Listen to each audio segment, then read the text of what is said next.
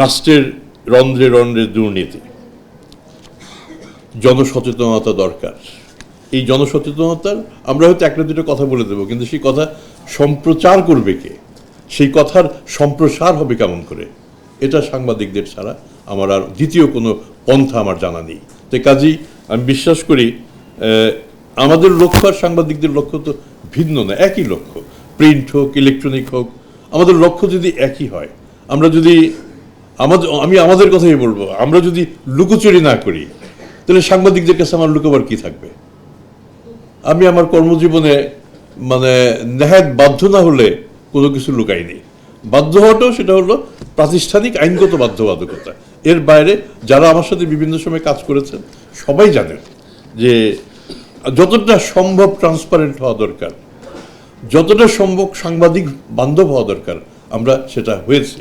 আমরা সবাই সম্পদ বিবরণী দাখিল করব। আমি আনুষ্ঠানিকভাবে প্রথমত আমার নিজেরটাই আমাদের দুর্নীতি দমন সংস্কার কমিশন, যে সেই কমিশনের হাতে আমি হস্তান্তর করেছি, আমি এটা সাংবাদিকদের দিতে পারবো। আমি শুধু মুখে একটু বলে যাই, তাহলে আমার মনে হয় তাহলে ভালো হবে। আমি প্রয়োজনে আমি এটা লিখিতভাবে আমি দেবো। আমার নিজের সম্পদটা বলি একটু। আমার চাকরি জীবন অনেক দিনের। আমি স্কুল পাশ করার পর থেকে মূলত কামাই করি। বসুন্ধরা ডায়ার প্যান্ট এখন আরো উন্নত। এই hot air through top sheet দ্রুত শোষণ করে সোনামণিকে দেয় কোমল অনুভূতি। এবং সেটা শুরুটা না, আমি এই অংশটুকু একদম স্পষ্টভাবে বলতে চাই, আপনাদের জানা দরকার। এবং আপনারা হিসাব করবেন আমার এই চাকরি থেকে চলে যাওয়ার পরে আমার সম্পদ কতটা বাড়লো, কতটা কমলো, তাহলে আপনারা মোটামুটি ধরতে পারবেন আমি কি পরিমাণ বাড়তি কামাই করেছি কিংবা করি নাই। আমার নিজস্ব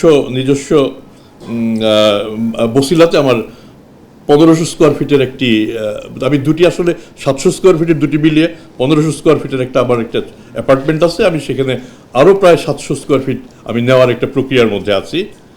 পূর্বাঞ্চল আমেরিকান সিটিতে আমার স্ত্রীর সাথে একটা খালি জায়গা আছে 5 কাঠার, এটা একটা আছে। আর আমি বিসিএস প্রশাসন সমিতির সদস্য ছিলাম, সেখানে আমাদের 8 জন সদস্যের জন্য 10 কাঠা, আমার ভাগে 1.25 কাঠা পড়বে। আমি 2007 সালে টাকা পয়সা দিয়েছি, কিন্তু এখন পর্যন্ত দখল পাই নাই, এটা অনিশ্চিত।